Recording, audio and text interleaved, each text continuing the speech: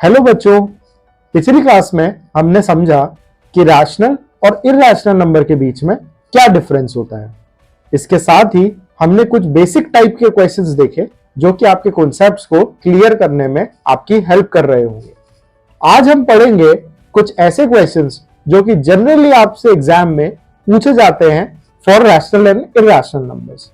ये आपको हेल्प भी करेंगे आपकी मैथमेटिक्स की एक्सरसाइज 1 और 2 को सॉल्व करने में। So without any delay let's start.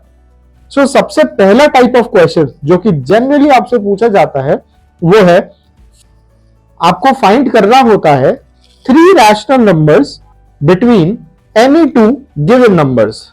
Let's suppose हमें कोई भी दो नंबर ले लेते हैं, नंबर 3 एंड 4।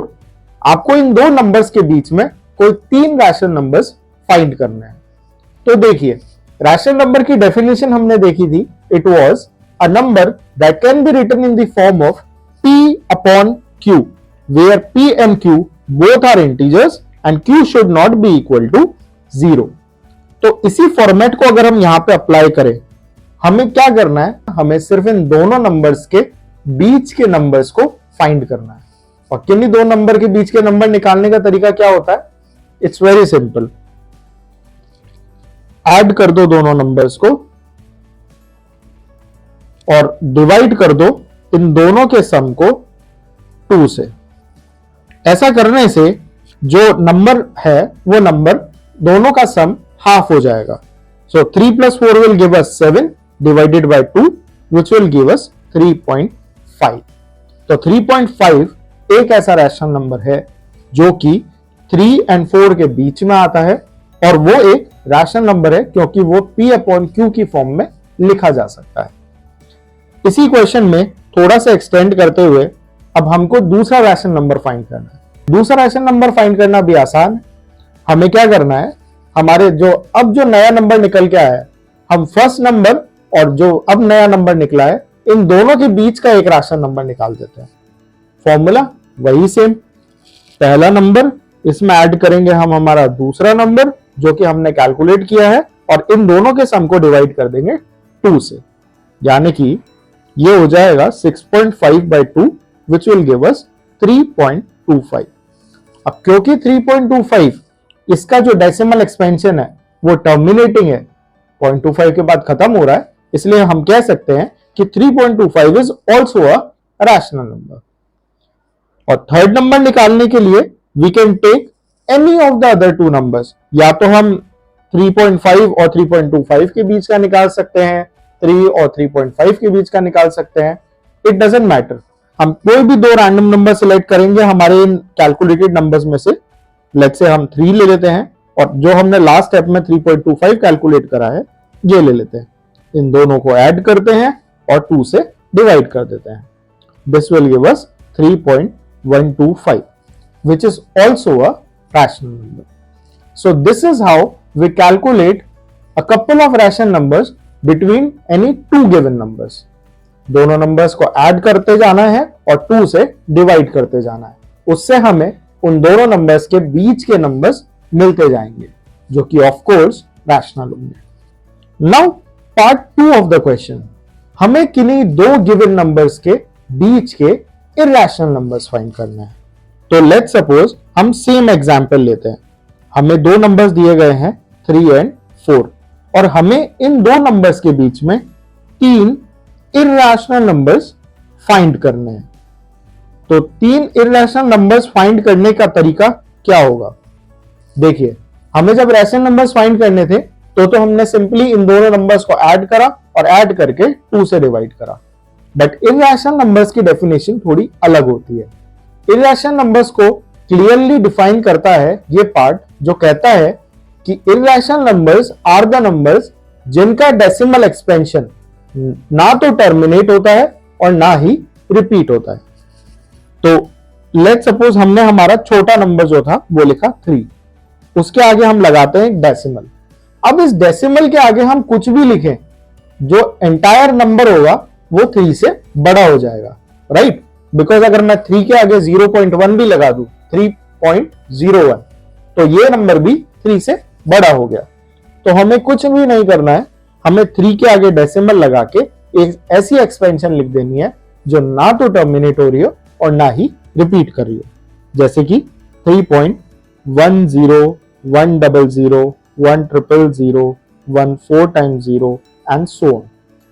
यहां पे हम देख सकते हैं कि 3 पॉइंट के बाद में कोई भी नंबर या सेट ऑफ नंबर खुद को बार बार रिपीट नहीं कर रहा है और ना ही ये डेसिमल एक्सपेंशन टर्मिनेट हो रहा है।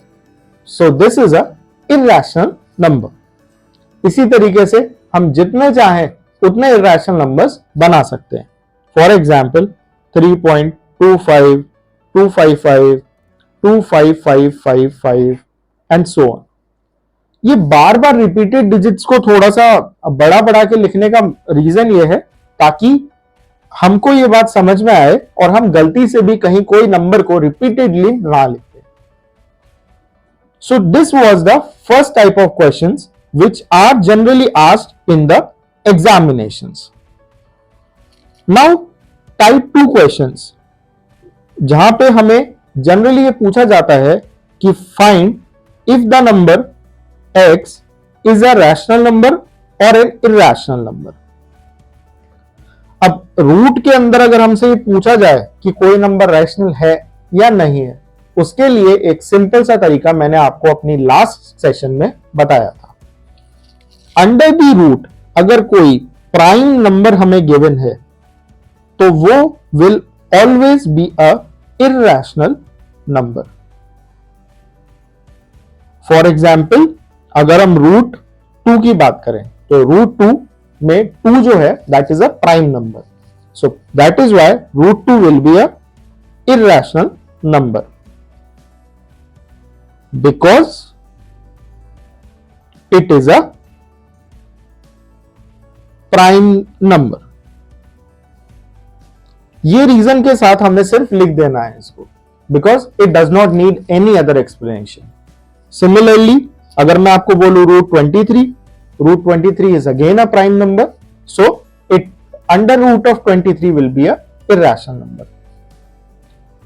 The next type of question which are generally asked, it is to find the decimal expansion of a fraction. अब डेसिमल एक्सपेंशन निकालना तो हम बचपन से सीखते आ रहे हैं। हमें कोई भी एक फ्रैक्शन दिया जाएगा, लेट्स सपोज 3/4 दे दिया, हमें क्या करना है, हमें इसको डेसिमल्स में कन्वर्ट करना है और उसके लिए क्या करना पड़ता है, हमें इस जो डिनोमिनेटर है उससे न्यूमरेटर को डिवाइड करना होता है। तो हम सिंपली 3 को लिखेंगे एज द डिवीजर और 4 को लिखेंगे एज द डिविडेंड और हम इसको डिवाइड करेंगे। तो क्योंकि 4 3 से बड़ा है इसलिए हमें पॉइंट लगा के एक 0 लेनी पड़ेगी। अब 4 को 7 टाइम्स अगर हम मल्टीप्लाई करें तो हमारे पास 28 आएगा, which will give us remainder 2। हम क्योंकि हमने ऊपर एक डेसिमल लगा दिया है तो हम एक 0 बिना कोई भी एक्स्ट्रा नंबर ऐड करे पुल कर सकते हैं। 4 की टेबल में 25 टाइम्स में आता है, तो 20 से 20 we will get 0 remainder and in this case the decimal expansion will be 0.75. But at the same time अगर हमें let's suppose एक और एग्जाम्पल लेते हैं 1/7। Now 1/7 के केस में ये डिफरेंट होगा, थोड़ा सा डिफरेंट इसलिए होगा क्योंकि when we will take 1 on the place of dividend and 7 as divisor, वापस वही अप्लाई करते हैं, 0.10 लगाया, 7 1 जा 7, 3 रिमाइंडर बचा, 0 लगाया, 7 4 टाइम्स 28, 2 रिमाइंडर बचा, 7 2 टाइम्स 14। इसको आप जहां तक भी करते जाएंगे ये कभी भी इसका रिमाइंडर 0 नहीं आएगा क्योंकि ये नॉन टर्मिनेटिंग डेसिमल है। अब नॉन टर्मिनेटिंग डेसिमल के केस में हमें चेक करना होगा कि क्या किसी भी लेवल पे जाकर हम लगभग 4-5 प्लेसेस तक इसको कैलकुलेट करेंगे। अगर 4-5 प्लेसेस में कोई रिपीटेशन आ जाता है, लेट्स सपोज ये कुछ ऐसा हो जाता 5 7 2 8 5 7 एंड सो ऑन, तो इस केस में हम देख रहे हैं कि 2 8 5 7 का फैक्टर बार बार खुद को रिपीट करने लग गया है। तो ऐसे में हम इसका डेसिमल एक्सपेंशन लिखेंगे 0.142857, जिसमें 2857 के ऊपर बार लगा होगा। दिस बार रिप्रेजेंट्स कि 2857 वाला जो पार्ट है ये बार बार खुद को रिपीट कर रहा है। So this is how we represent a fraction into the decimal expansion. Now type 4 of the question where we want to see how we can convert the opposite, यानी कि हमको एक डेसिमल दिया जाएगा, लेट्स सपोज हमें दिया गया 3.14 and we are asked to convert this decimal into fraction.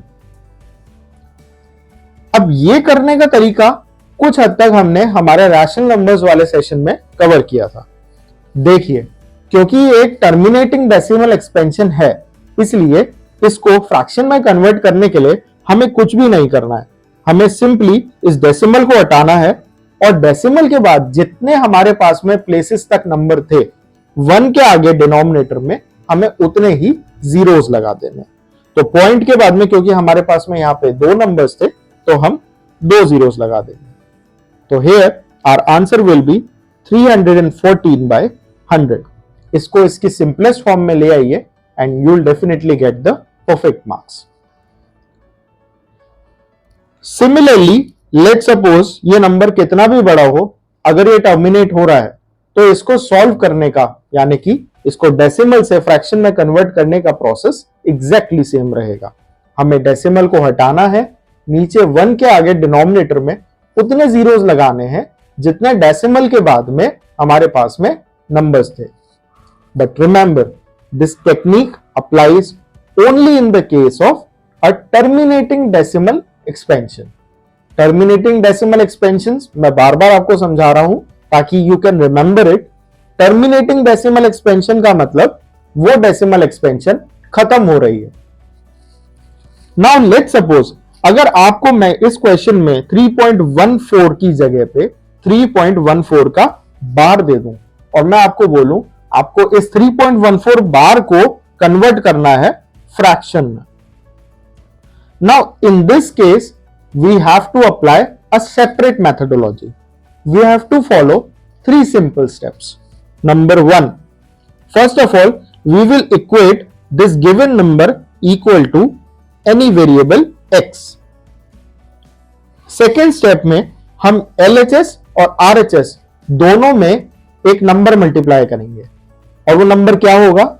It will be equal to 1 और उसके आगे उतने जीरोस जितने सेट ऑफ नंबर्स खुद को बार बार रिपीट कर रहे हैं। जैसे कि इस केस में 3.14 बार, इसमें 1-4 का बार, यानी कि ये 2 नंबर्स 1 and 4 इनका कॉम्बिनेशन खुद को बार बार रिपीट कर रहा है। So we have 2 repeating numbers, तो वी विल पुट 10 के आगे 2 जीरोस। यही 100 हम दोनों तरफ LHS में भी और RHS में भी मल्टीप्लाई कर देंगे। So the equation in step 1 is our equation 1 and equation in step 2 is our equation 2। So this becomes 100x equal to, क्योंकि हमने 100 से मल्टीप्लाई करा है, 100 से मल्टीप्लाई करने से जो डेसिमल एक्सपेंशन है उसमें से पहली जो 2 डिजिट्स हैं वो 2 डिजिट्स डेसिमल से आगे सरक जाएंगी। So this will become 314 point. अब इसके बाद में हमारे पास में इनफाइनाइट टाइम्स 14 था, क्योंकि डेसिमल के बाद इनफाइनाइट टाइम्स 14 था और हम 14 में से एक 14 निकाल करके नहीं आगे भी ले आते हैं, तो उससे इस इंफिनिट सीरीज में कोई डिफरेंस मेजर नहीं पड़ता है। We can still write it as 314.14 bar. Now it's simple. In step 3, what we need to do, we just need to subtract the equation 2 from 1. So equation 2 को जब हम 1 में से subtract करेंगे तो LHS जो है वो equation 2 का subtract होगा LHS of equation 1 में से, और RHS of equation 2 subtract होगा RHS of equation 1 में से। LHS ऑफ इक्वेशन 2 क्या है? 100x, और LHS ऑफ इक्वेशन 1 क्या है? x. सिमिलरली RHS साइड पे RHS ऑफ इक्वेशन 2 इज 314.14 बार. इसमें से हम सब्ट्रैक्ट करेंगे RHS of equation 1 which is 3.14 bar. Subtraction करते हैं. लेफ्ट हैंड साइड पे हमारे पास 100 एक्सेस थे. उन 100 एक्स में से मैंने एक एक्स निकाल दिया. So we'll be left with 99x.